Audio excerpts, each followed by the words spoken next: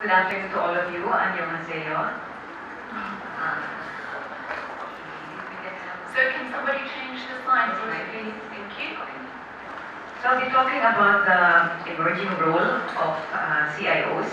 I'll be speaking from the perspective of the Philippines, although I guess a number of the items I'll be discussing are also applicable to other Asian countries. Next slide, please. Okay. First, I'll start with the definition of a CIO. We define the CIO as the senior level official in charge of ICT, whether in a department, bureau, or agency, and is responsible for enabling strategic management processes.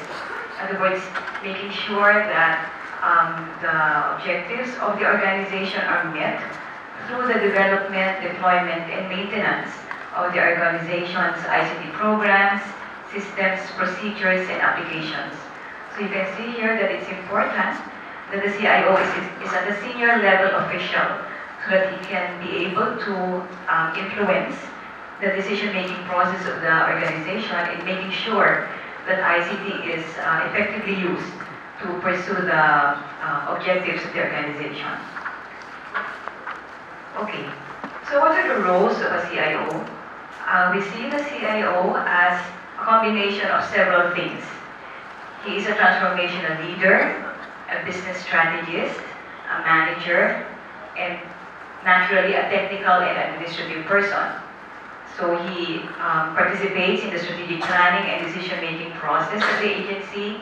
He is involved in planning, coordinating, and implementing solutions in order to promote and achieve the objectives and goals of the organization.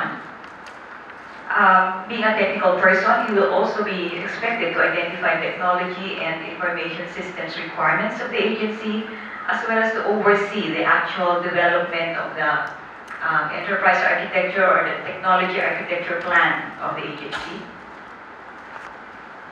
Other roles, he's expected to manage the formulation of policies, procedures, guidelines, or standards for managing the information resources of the agency. He is also expected to facilitate innovation. In other words, we see IT as an important tool for innovation, and he's supposed to lead the re-engineering of the business processes of the agency in order to adequately benefit from the use of IT in the agency. Now, of course, he's also expected to implement change management in his organization in order to adequately benefit from the utilization of IT in the agency. Of course, oversee ICT portfolio management, making sure that IT is not just a cost to the organization, but that there is also a reasonable return on the investment poured into IT resources. And finally, undertaking IT governance, staffing, and organization. Okay, now what are the roles of a CIO, particularly in support of e-government? Because the previous roles I enumerated are mainly the roles that the CIO performs within this agency. But as we know, e-government requires a coordinated approach on cross-agency issues such as interoperability, knowledge, data sharing, and even application sharing, and also the formulation of the particular policies and standards applicable to all government agencies as far as e-government is concerned. So we see the CIO to serve as the focal person who will oversee the e-government efforts both within his agency as well as in collaboration with other agencies. So we see that the CIO should align the particular ICT goals of his agency with that of the other agencies in implementing interagency systems.